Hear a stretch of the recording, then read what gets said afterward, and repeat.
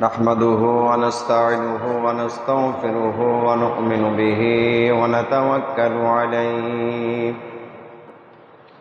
ونعوذ بالله من شرور أنفسنا ومن سيئات أعمالنا من يهده الله فلا مضل له ومن يضلله فلا هادي له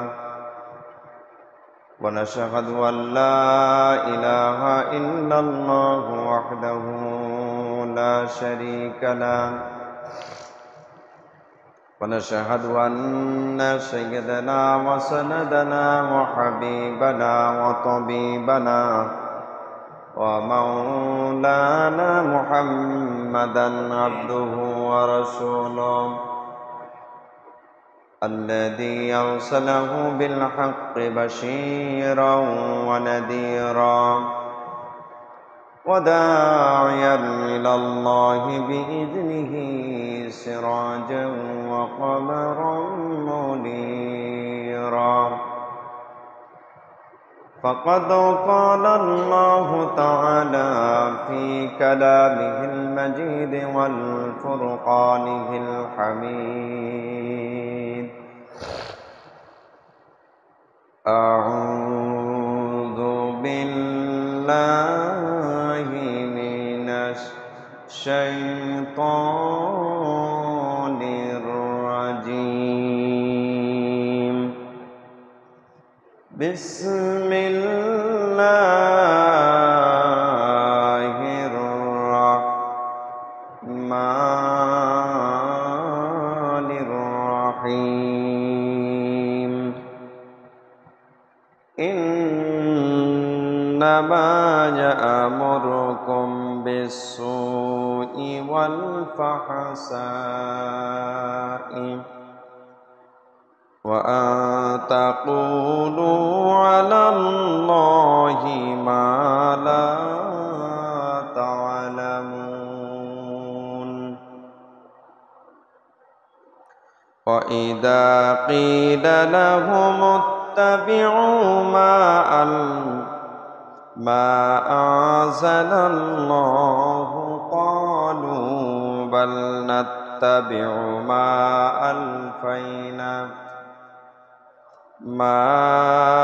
ألفينا عليه آباءنا أولو كان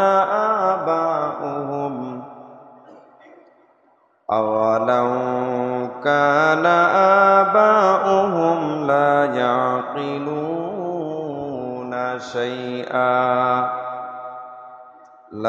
يعقلون شيئا ولا يهتدون صدق الله العظيم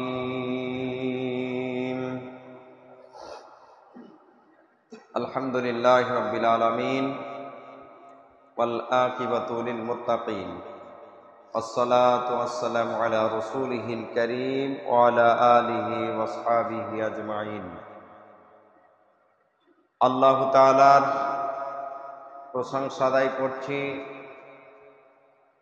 যে রব্বুল আলামিনের অশেষ মেহেরবানিতে আমরা একটি সপ্তাহ পর আল্লাহ পাকের ঘর মসজিদে পবিত্র শাওয়াল মাসের প্রথম জুমাতে আল্লাহ পাকের মহান হুকুম একটা মাস সিয়াম সাধনাকে শেষ করে ঈদুল ফিতর সমাপ্ত করে প্রথম জুমাতে যে আল্লাহ রাব্বুল আলামিন আমাদেরকে আসার তৌফিক দিয়েছেন সেই রব্বুল ইজ্জাতের দরবারে প্রাণ ভরে মনের সবটুকু আবেগকে উজাড় করে দিয়ে মহব্বত ভালোবাসা দিয়ে আমরা অন্তরের অন্তরস্থল থেকে আওয়াজ দিয়ে সকলে বলছি আলহামদুলিল্লাহ। দরুদ ও তাসলিমাত বর্ষিত হোক আমাদের প্রিয় রাহবার, প্রিয় রাসূল, প্রিয় নেতার প্রতি ভক্তি ভরা দরুদ ও সালাম সকলেই আমরা পড়ছি সাল্লাল্লাহু আলাইহি ওয়াসাল্লাম। সম্মানিত প্রিয় মুসল্লিবৃন্দ, আজকে আমি আপনাদের সামনে পবিত্র কোরআনুল হাকিমের সূরাতুল আল বাকারা থেকে দুটো আয়াতে কালিমা তেলাওয়াত করেছি। 169 এবং 77 নম্বর আয়াত। এই দুটি আয়াতের আলোকে ইনশাআল্লাহ কথা হবে। আল্লাহ তাআলা যেন আজকের কথাগুলো থেকে বাস্তব জীবনে যেন আমাদের আমল করার তৌফিক দেন। আমরা সকলে বলছি আল্লাহুম্মা আমিন।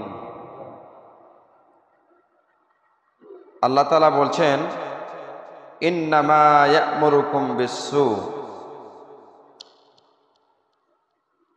নিশ্চয় তোমাদেরকে অসৎ কাজে অনাচারের জন্য শয়তান তোমাদেরকে নির্দেশ দেয়। আর এ কথাও শিখায় যে তোমরা আল্লাহর নামে এমন সব কথা বলো যেগুলো আল্লাহ বলেছেন, যা তোমাদের জানা নাই।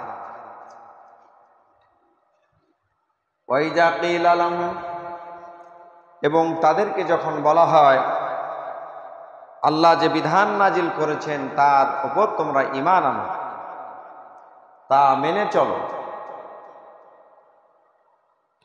তখন তারা বলে ক্বালু বাল নাত্তাবিউ মা আলফাইনা আলাইহি আবান, তখন তারা জবাবে বলে আমাদের বাপদাদারা যে পথের অনুসারী ছিল, যে পথ পেয়েছি আমরা তো সেই পথেই চলব। তাহলে বাপদাদারা যে পথ দেখিয়ে গিয়েছে সেই বাপদাদাদের পথই তারা চলবে, অন্য পথে তারা সে চলবে না। আচ্ছা, বাপদাদা যদি একটু বুদ্ধি খাটিয়ে কাজ না করে থেকে এবং সত্য সঠিক পথের সন্ধান না পেয়ে থাকে, তাহলে কি তা অনুসরণ তোমরা করবে? আমার প্রিয় ভাইরা, এই দুটি আয়াতে কালিমা তেলাওয়াত করেছি। পারলে সামনে আগাবো, না হলে এখান থেকে ইনশাআল্লাহ ইতি টানবো। পৃথিবীর মধ্যে যত শত্রু আছে, মানুষের শত্রু, মানুষের শত্রু, তো মানুষের শত্রুতা করে গোপনে। পিস্তল, বোমা, লাঠি, সোটা, অন্যায়, হিংসা, প্রতিহিংসা, গীবত, পরনিন্দা, পরচর্চা যা করে বান্দার অগোচরে করে, বান্দার আড়ালে করে। এগুলো হলো গোপন শত্রু। আর ইবলিসের ব্যাপারে আল্লাহ বলছেন যে ইবলিস হচ্ছে তোমাদের প্রকাশ্য শত্রু। অত বলবেন যে প্রকাশ্য শত্রু কই, ওকে তো আমরা দেখতে পাই না একদিনও, ওদের সাথে তো, ইবলিসের সাথে তো আমাদের সাক্ষাৎ হয় না। তো সব কথার বিস্তারিত হবে ইনশাআল্লাহ। আল্লাহ পাক বলছেন ইন্নামা ইয়া'মুরুকুম, শয়তান তোমাদেরকে আদেশ করে, শয়তান তোমাদেরকে নির্দেশ দেয়, বিসসুই ওয়াল ফাহশাই, পাপাচার কাজ এবং অনাচার, পাপাচার অনাচারের ব্যাপারে তোমাদেরকে নির্দেশ দেয়। আমরা শয়তানের খপ্পরে পড়ে আমরা বিভিন্ন পাপ কাজে আমরা নিয়োজিত হয়ে যাই, আমাদেরকে গা ভাসিয়ে ফেলি। আমার প্রিয় ভাইরা, শয়তান যে মানুষের প্রকাশ্য শত্রু, এটা আল্লাহর সাথে তার প্রতিশ্রুতিবদ্ধ।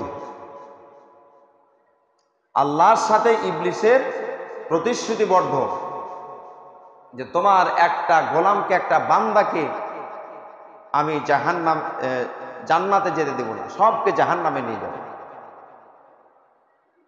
কারণ হলো বুখারী শরীফের একটা হাদিস আছে, খালাকাল্লাহু আদাম আলা সূরাতি ফি সিত্তিনা সিরউনা, আল্লাহ তাআলা বলছেন যে আদমকে আল্লাহ রাব্বুল আলামিন 60 গজ লম্বা করে তৈরি করলেন। 60 গজ লম্বা করে তৈরি করার পর লম্বা ঘটনা আছে, ইবলিস ছিল মুআল্লিমুল মালাইকা ফেরেশতাদের প্রধান ছিলেন ইবলিস শয়তান। আল্লাহ তাআলা আদম আলাইহিস সালামকে সৃষ্টি করলেন। সৃষ্টি করার পরে তিনি ওই এলাকাতেই মানে আকাশের উপরেই তিনি আছেন। ইবলিস শয়তান ঘুরতে ঘুরতে ঘুরতে দেখতে পেলেন যে একটা কঙ্কাল দেহ পড়ে আছে। সমস্ত ফেরেশতারা ইবলিসকে জিজ্ঞাসা করলেন যে এই দেহটা কার? ইবলিস বললেন যেটা আদমের দেহ। আদমের দেহের মধ্যে কি আছে? তো ফেরেশতাদেরকে তিনি ওটাকে পরীক্ষা নিরীক্ষা করতে দেয়নি। তিনি বলছে তোমরা দাঁড়াও, আমি এর ভিতরটা দেখছি। ইবলিস শয়তান তখন আদম আলাইহিস সালামের নাক দিয়ে তার দেহের মধ্যে প্রবেশ করেছে। নাক দিয়ে প্রবেশ করার পরে তার ব্রেনে, তার কলিজাতে সব কিছুকে পরীক্ষা করে নিরীক্ষা করে দেখলেন যে ইবলিসের যা জ্ঞান আছে তার চাইতে শত শত গুণ জ্ঞান বেশি আদম আলাইহিস সালামের মেমোরিতে সেভ হয়ে আছে। সুবহানাল্লাহ বলেন। এ কথা যখন তিনি দেখলেন বিষয়টা, এসে ইবলিস তখন বলল যে আদমের ভিতরে তেমন কিছু নাই, সামান্য একটা কঙ্কাল মাত্র। তিনি এখানে মিথ্যা কথা বললেন। এবার আদম আলাইহিস সালামের ভিতরে ঢুকে সব কিছু জ্ঞান পরীক্ষা নিরীক্ষা করলেন। হাদিসটার মধ্যে বলা হয়েছে খলাকাল্লাহুল আদম, যখন আদমকে আল্লাহ সৃষ্টি করলেন, আলা সূরাতিন সিত্তুনা জিরাতান, মানে 60 গজ লম্বা করে যখন সৃষ্টি করলেন, আল্লাহ তাআলা যখন তার ভিতরে রূহ সঞ্চার করলেন, রূহ আত্মা দিলেন। আত্মা দেওয়ার পরে আদম আলাইহিস সালামকে উঠে বসালেন। উঠে বসার সাথে সাথে তিনি একটা হাঁচি দিলেন। হাঁচি দেওয়ার পূর্বে মানুষের চোখ মুখ দেখে বোঝা যায় যে লোকটা হাঁচি দিতে পারে, কি তাই না ভাই? হাঁচি দেওয়ার পূর্বে তার মুখের আকৃতি দেখে হা হা করতে করতে 5-7 সেকেন্ড চলে যায়। এমন যখন প্রস্তুতি নিচ্ছেন হাঁচি দিবে, আল্লাহ বললেন ফেরেশতাদেরকে আদম আলাইহিস সালামের হাঁচিটাকে তোমরা ধরে নাও। একটা রুমাল দিয়ে তার হাঁচিটাকে এভাবে ধরে ফেললেন। হাঁচি দিলে মানুষ চাক আর নাহি না চাক, তার নাক মুখ দিয়ে একটা গলিত পদার্থ বের হয়, কি হয় না? আল্লাহ বললেন হাঁচিটাকে ধরে নাও। গলিত পদার্থ আদম আলাইহিস সালামের মুখ থেকে বের হলো, রুমালের ভিতরে তিনি ধরলেন। আদম আলাইহিস সালামকে আল্লাহ পাক বললেন যে তুমি আল্লাহর প্রশংসা আদায় করো। তাহলে হাঁচি দিলে কি বলতে হয়? আলহামদুলিল্লাহ। আর যে হাঁচি দিবে সে কি বলবে? ইয়ারহামুকুমুল্লাহ, তোমাদের উপর আল্লাহর রহমত নাজিল হোক। যে হাঁচি দিয়েছিল ওর জন্য ফের আর একটা দোয়া আছে, সেটা হলো ইয়াহদিকুমুল্লাহু ইসলিহু বালাকুম। তাহলে হাঁচি দেওয়া একটা বিপদের মতো নাকি ভাই? 3-4বার খালি দোয়া পড়তে হয়, ইয়াহদিকুমুল্লাহু ইসলিহু বালাকুম। দোয়াটার চমৎকার উত্তর। আল্লাহ তোমাদেরকে হেদায়েত দান করুক আর তোমার বালা মুসিবত থেকে আল্লাহ তোমাকে হেফাজত করুক। হাঁচির হচ্ছে মানুষের জন্য কল্যাণের দোয়া। কেন দোয়া করতে হবে? আল্লাহ রাব্বুল আলামিন বললেন আদম আলাইহিস সালাম যখন হাঁচি দিবে তখন সে দোয়া পড়লো। কেন পড়লো? কারণ শয়তান তার নাক দিয়ে প্রবেশ করেছিল। শয়তান নাক দিয়ে প্রবেশ করার কারণে শয়তানের শরীর হাত পায়ের ময়লা আবর্জনা নাকের ভিতরে ঢুকলো। আল্লাহ পাক বললেন গলিত পদার্থের মাধ্যম দিয়ে আমি তার শয়তানের ওয়াসওয়াসা থেকে আমি আল্লাহ তাকে হেফাজত করেছি। সুবহানাল্লাহ বলেন। শয়তানের কাছ থেকে যখন হাঁচি দেন তখন দেহের ভিতরে নাক দিয়ে হাঁচি পড়ে, হাঁচি দেয়। হাঁচির সময় নাক মুখ চোখকে এমন করে বন্ধ করে এত বিশাল জোরে একটা হাঁচি দেয় মানুষেরা, হাঁচির সাথে সাথে শয়তান পালায়। আর শয়তানের কাছ থেকে আল্লাহ হেফাজত করলেন। আল্লাহ আপনাকে শয়তানের হাত থেকে যেহেতু বাঁচালেন, তাহলে কি আল্লাহ শুকরিয়া আদায় করবেন না? তাহলে কি বলতে হবে? আলহামদুলিল্লাহ, আল্লাহ আপনাকে শয়তানের হাত থেকে বাঁচাইয়ে দিলেন।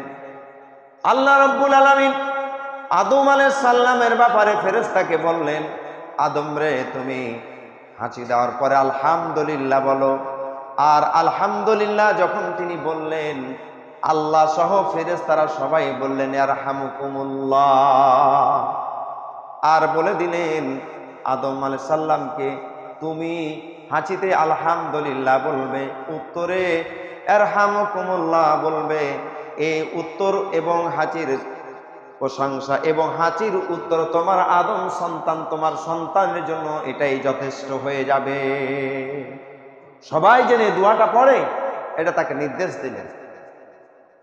আমার প্রিয় ভাইয়েরা, রুমালে যে গলিত পদার্থ গ্রহণ করলেন, ধরে ফেললেন, আল্লাহ রাব্বুল আলামিন বললেন, এই গলিত পদার্থটা রুমাল সহ একটা মাটির নিচে পুঁতে দাও। মাটির নিচে গলিত পদার্থটা পুঁতে দিল। আর পুঁতে দেওয়া রুমালের ভিতরে যে গলিত পদার্থ, এই পদার্থ নোংরামিটা আসলে আদম আলাইহিস সালামের না শয়তানের? জোরে বলেন কার?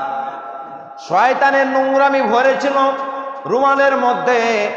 আর গলিত পদার্থের মধ্য থেকে আল্লাহ পাকের হুকুম হলো, একটা গাছ বের হলো। গাছটা বিশাল বড় রূপ ধারণ করলো। আল্লাহ রাব্বুল আলামিন এবার বললেন, ওয়ালা তাকরাবা হাযিহিস শাজারাতা ফাতাকুনা মিনাজ জালিমিন। ওখান থেকে একটা গন্ধক গাছ তৈরি হলো। আল্লাহ পাক ফেরেশতাদেরকে বললেন, আদম আলাইহিস সালামকে বললেন, ও আদম হাওয়া, ওই গাছের কাছেও তোমরা যাবে না, গাছের ফল খাবে না, গাছের কাছেই নিকটবর্তী হবে না। যদি যাও তোমরা জালিমদের অন্তর্ভুক্ত হয়ে যাবা। তাহলে গাছটা বুঝতে পেরেছেন কোন গাছ? গাছটা আসলে কোন গাছ এটা বোঝা শেষ। আমার প্রিয় ভাইয়েরা, গাছটা তৈরি হয়ে গেল। এবার শয়তান, আল্লাহ পাক আদমকে বললেন গাছের কাছে যাবে না, হাওয়াকে বলল গাছের কাছে যাবা না। এবার তিনি চিন্তা করলেন, এই গলিত পদার্থ আমার নোংরামি লেগেছিল, এই জন্য আদমকে বলল গাছের কাছে যাবা না। কান্তি এমন একটা ভূমিকা পালন করব, আদম হাওয়াকে গাছের কাছে নিয়ে যেয়ে আল্লাহ পাকের সাথে তার দুশ্মনীটা বাড়াইয়া দিব। এটা হলো শয়তানের পরিকল্পনা। হাওয়া আলাইহিস সালাম জান্নাতের বাগানের মধ্যে ঘুরছিলেন। ইবলিস শয়তান গাছের কাছে বসে বসে ডুকরে ডুকরে কাঁদে। কাঁদার সময় একটা মানুষের রূপ ধারণ করে গাছের কাছে কাঁদছিলেন। গাছের কাছে যখন কাঁদছিলেন, হাওয়া আলাইহিস সালাম বললেন, কে গো, তুমি কেন কাঁদো? তিনি বললেন, আমি এই জন্য কাঁদি একমাত্র তোমাদের কারণে। বলেন, আমাদের কারণে তুমি কেন কাঁদবে? আমরা তো কাঁদি না, আমাদের কারণে তুমি কেন কাঁদবে? হাওয়া আলাইহিস সালামকে বললেন, মা হাওয়া রে, তুমি যদি এই গাছের কাছে আসো আর এই গাছের ফল যদি তুমি খাও, তাহলে পারে তোমাকে ফল খেলে দুনিয়াতে তোমাকে পাঠিয়ে দিবে, জান্নাতে রাখবে না। কথাটা তিনি সত্য বললেন না মিথ্যা বললেন? মিথ্যা কথা বললেন। যদি ফল খেয়ে নাও, যদি ফল খেয়ে নাও, তাহলে পারে আল্লাহ রাব্বুল আলামিন তোমাকে জান্নাতে রেখে দিবে আর দুনিয়াতে পাঠিয়ে দিবে, পাঠাবে না, এই জান্নাতে রেখে দিবে, মানে মিথ্যা কথা বলে দিলেন। এবার হাওয়া আলাইহিস সালাম তো জান্নাতে থাকতে চান না, কিন্তু তাকে যদি দুনিয়াতে পাঠায় দেয় এটা কেউ চায় না। তিনি যখন উল্টা কথা বললেন, হাওয়া আলাইহিস সালামকে অনেক রকমের বুঝ দিলেন। বুঝ দেওয়ার পর হাওয়া আলাইহিস সালামের মনটা গলে গেল। কারণ হলো মা বোনদের মনটা একটু নরম নাকি ভাই? মা বোনদের মনটা একটু দেলটা নরম। হাওয়া আলাইহিস সালাম তিনি ফল খেলেন। ফল খাওয়ার পর আদম আলাইহিস সালামের জন্য কিছু বেঁধেও নিলেন। কাসাসুল আম্বিয়া নামক একটা কিতাবের মধ্যে দেখলাম, ফল খেলেন, ফল বাঁধলেন, আদম আলাইহিস সালামকে দিলেন। তিনি মুখে দিয়ে গলা পর্যন্ত এসে খাইতে পারে নাই। এ কথাটা উল্লেখ আছে, আল্লাহ ভালো জানেন, কিন্তু ফল হাওয়া আলাইহিস সালাম পারলেন। ও কিতাবটার মধ্যে পড়তেছিলাম, হাওয়া আলাইহিস সালাম যখন গাছের ফলগুলো পাড়ার জন্য হাতটা উঠালেন, গাছ যেন বলছে, হাওয়ারে গাছের ফল পারিস না, আল্লাহ নারাজ হয়ে যাবে, আল্লাহ বড় নারাজ হয়ে যাবে। হাওয়া আলাইহিস সালাম যখন গাছের পাতা পাড়ার চেষ্টা করলেন, ও কিতাবটার মধ্যে আমি পড়ছিলাম, যে যখন হাত উপর দিকে চাড়লেন, মেয়েদের এটা ঢাকা তো ফরজ ভাই, যখন তিনি চাড়লেন হাতের ওড়নাটা এভাবে কি নেমে যাবে না? হাতের ওড়না নেমে গেল, মাথাটা এভাবে উঁচু করে যখন গাছের দিকে তাকালেন, মাথার কাপড়টা পড়ে গেল। আবার হাতে পায় না, গুল্লাটা যখন চাড়লো, দেখবেন গুল্লা যখন চাড়বেন পরনের কাপড়টাও কিন্তু ছেড়ে যায়। এই জন্য মাথা, হাত এবং মাথা, মুখমণ্ডল, মাথা, হাত এবং পায়ের গোড়ালি পর্যন্ত ধৌত করা বান্দার জন্য আল্লাহ পাক ফরজ বানাইয়া দিয়েছে। যে কারণে 5 ওয়াক্ত নামাজে মানুষরা ওযু করে না ভাই। হাওয়া আলাইহিস সালাম পারলেন, আল্লাহ মা বোনদের জন্য কিছু অভিশাপ তাদেরকে দিলেন আর বললেন, হাওয়া রে, তুই গাছের ফল পারলি, গাছের একটা যদি আম ফলের আম পাড়েন, আমের ফল দিয়ে রস বের হয় কিনা?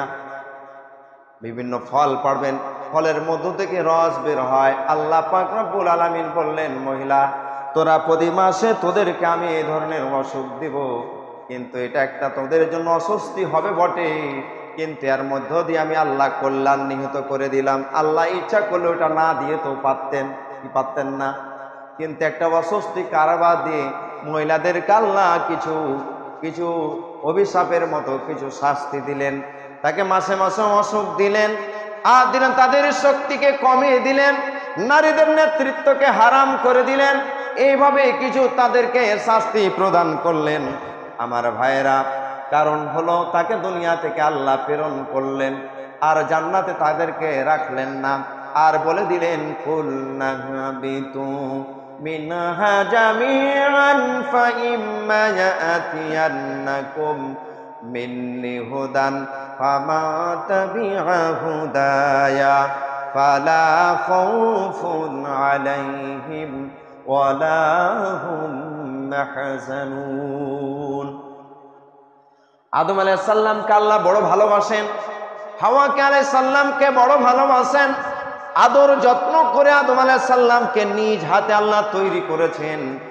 অর্ডার দিয়ে তৈরি করেন না, কোন ফায়াকুন দিয়ে আল্লাহ তৈরি করেন নাই, নিজের হাতে গড়ালছেন আদম আলাইহিস সালামকে, নকশা তৈরি করেছেন নিজ হাতে। তিনি এত ভালোবাসেন আদমকে, কিন্তু অপরাধটা করলেন, আর আল্লাহ বললেন, আদম রে, তুই দুনিয়ার জমিন থেকে, আসমান থেকে জমিনে তুই বের হয়ে যা। জমিনে তাদেরকে একজনকে শ্রীলঙ্কায়, একজনকে জেদ্দায়, দুজন ব্যক্তিকে 2 জায়গায় নামিয়ে দিলেন। আর নামিয়ে দিয়ে এবার বললেন, তোমরা 2 জন চলে যাও দুনিয়ায়, এবং তোমাদের মিলন কেন্দ্র হবে আরাফার ময়দানে। অনেকগুলো ঘটনা আছে, সংক্ষেপ করছি। আরাফার ময়দানে তাদের মিলন কেন্দ্র হবে, সাক্ষাৎ হবে। আমার প্রিয় ভাইয়েরা, আদম আলাইহিস সালাম, হাওয়া আলাইহিস সালামকে যখন দুনিয়ায় পাঠিয়ে দিলেন, আর বলে দিলেন, কুলনা হাবিতু মিনহা জামিআ, তোমরা এখান থেকে বের হয়ে যাও, এখান থেকে চলে যাও, আর আমি আল্লাহ রাব্বুল আলামিন তোমাদের কাছে চলে যাওয়ার পর একটা হেদায়েতের বাণী দিব, হেদায়েতের একটা রাস্তা দিব, হেদায়েতের পথ দিয়ে তোমাদেরকে একটা বিধান দিব, একটা চিঠি দিব, একটা আইন বলে দিব, একটা আইন চিঠি আর একটা কিতাব যাই বলেন, এগুলো তোমাদেরকে নির্দেশনা, এক কথা নির্দেশনা দিয়ে দিব। আর এই নির্দেশনাগুলোকে ফলো করে করে যদি তোমার ব্যক্তি, সমাজ, রাষ্ট্র, তোমার জীবনটাকে পরিচালনা করতে পারো, আমি আল্লাহ ঘোষণা করে দিলাম, ফালা খাউফুন আলাইহিম, তোমাদের জন্য কোনো ভয় নাই, ওয়ালা হুম ইয়াহজানুন, এবং তোমাদের জন্য কোনো চিন্তাও নাই যে জান্নাত থেকে তোমরা চলে গেছো দুনিয়ায়, আমি আল্লাহ রাব্বুল আলামিন আবার তোমাদেরকে জান্নাত দান করে দেব। আমার ভাইয়েরা, আমাদের পিতা এসেছেন জান্নাত থেকে, আর আমাদের কাছে বিধান দিয়ে দিয়েছেন, আইন দিয়ে দিয়েছেন। এটাকে দেখে দেখে ফলো করে করে যদি চলতে পারি, আমরা যে জাহান্নাম, যে জান্নাত থেকে আমরা পৃথিবী নামক প্রান্তে এসেছি, আল্লাহ পাক রব্বুল আলামিন আবার পুনরায় আমাদেরকে জান্নাতের মালিক বানাইয়া দিবেন। বলেন আলহামদুলিল্লাহ। তাহলে শয়তান হচ্ছে বান্দার জন্য অত্যন্ত এবং কঠিন এক দুশ্মন। আদম আলাইহিস সালামকে পর্যন্ত ছাড়েন নাই। আমার প্রিয় ভাইরা, নিশ্চয় শয়তান তোমাদেরকে প্রকাশ্য দুশ্মন, শয়তান তোমাদেরকে ফাহিশা, অন্যায়, অপকর্ম কাজ করার জন্য নির্দেশ দেয়। ঈদের দিন থেকে তো শুরু হয়েছে, যেটা বলছিলাম পিকনিক নামে, যে মানুষের ছেলে যুবকদের মাঝে পিকনিকের নাম করে যে বক্স নিয়ে নাচ গান আর ড্যান্স শুরু হয়েছে প্রত্যেকটা এলাকায়, বিভিন্ন পার্কে, বিভিন্ন সোনা মসজিদ, আমাদের এলাকায় সোনা মসজিদ, পার্কে গিয়ে, বিভিন্ন বাগানে, বিভিন্ন জায়গাতে গিয়ে তারা সারা রাত ধরে গান বাজনা নাচ বিভিন্ন অবস্থার মধ্য দিয়ে তারা এই সময়টাকে পার করে দিয়েছে। এ শয়তান কারণেই আজকে যেমনই মসজিদে, যেমনই মাহে রমজান শেষ হয়েছে, অধিকাংশ মুসল্লি আবার হারিয়ে গেছে। কি ভুল বললাম ভাই নাকি? মুসল্লি হারিয়ে গেছে, মুসল্লিকে আর খুঁজে পাওয়া যায় না। রমজানে যে মুসল্লি ছিল সেই মুসল্লি আবার রমজানের পরে আবার হারিয়ে গেছে। আল্লাহ বলছেন যে তোমাদেরকে নির্দেশ দেয়, সবে কদর জাগলে, ঈদ করলে, গরু গোস্ত ভাগা দিয়ে জবাই করে খেলে, এখন তোমার আবার শেষ, 1 বছর রেস্ট নাও, আবার রমজান আসবে, আবার অনেক নেকি করে নিয়ে আবার গুনাহ কাদাকে মাফ করে নেব। এই টেন্ডেন্সি নিয়ে যারা বসে আছেন তারা ভুলের মধ্যে বসে আছেন। কারণ হচ্ছে শয়তান আপনাকে নির্দেশ দেয় খারাপ কাজের। আর আন তাকুলু আলাল্লাহি মা লা তা'লামুন, এমন কথা বলে যে কথাগুলো আপনার অজানা তথ্য আপনাদেরকে সরবরাহ করে, আর আপনাদের কাছে ভুল মেসেজগুলো দিয়ে আপনার কানকে ভোঁতড়া করে দিয়ে আপনাকে শয়তানের পথে সে রাখে।